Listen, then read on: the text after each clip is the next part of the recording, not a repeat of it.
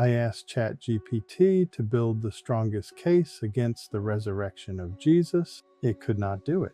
Here is exactly what happened. I opened a fresh ChatGPT session and typed one prompt: give me the 5 strongest secular arguments against the resurrection. Steelman every single one, give them their best shot. And it did. That is exactly where it got interesting. Now, I want to be honest with you. Some of what ChatGPT came back with was uncomfortable. The swoon theory says Jesus never actually died on the cross. He just passed out and woke up in the tomb.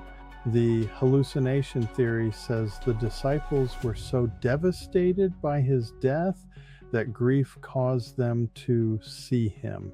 And grief hallucinations are real. That is not a crazy idea. The stolen body theory says the disciples moved the body themselves and built the resurrection story around it.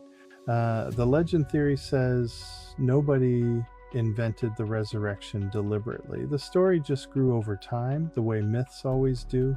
And the wrong tomb theory says the women simply went to the wrong grave in the dark and assumed it meant resurrection. 5 theories. And some of them sound plausible at first, so I asked ChatGPT to do something harder. I asked it to evaluate every single one of those theories from a purely historical standpoint. No theology, no faith, just history. And this is where it got uncomfortable for the theories. On the swoon theory, ChatGPT pointed out that Roman soldiers faced the death penalty if a condemned prisoner survived, and the spear thrust to Jesus' side was a death verification procedure.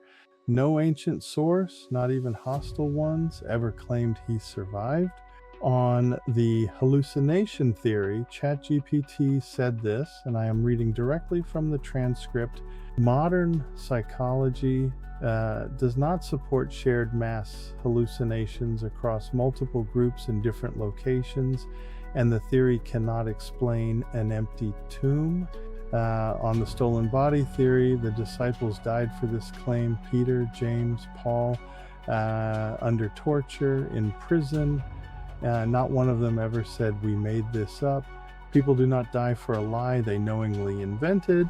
And on the legend theory, ChatGPT cited the 1 Corinthians 15 creed, dated to within 2 to 3 years of the crucifixion.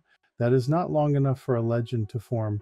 Then I asked ChatGPT the direct question, based solely on historical methodology and not faith, not theology, which explanation for the empty tomb and the resurrection appearances has the strongest evidentiary support. And this is what it said: the resurrection hypothesis fits the known historical data more coherently than any of the naturalistic alternatives. Each of the alternatives requires multiple additional assumptions or leaves significant evidence unexplained.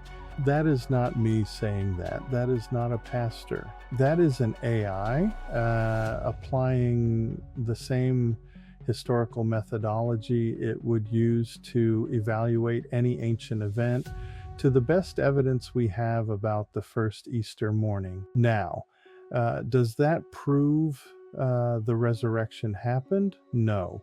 History cannot verify a miracle. That is a step of faith. But what it does say is this: if you examine the evidence the way historians examine any ancient event, the resurrection is the hypothesis that holds up. That is worth sitting with.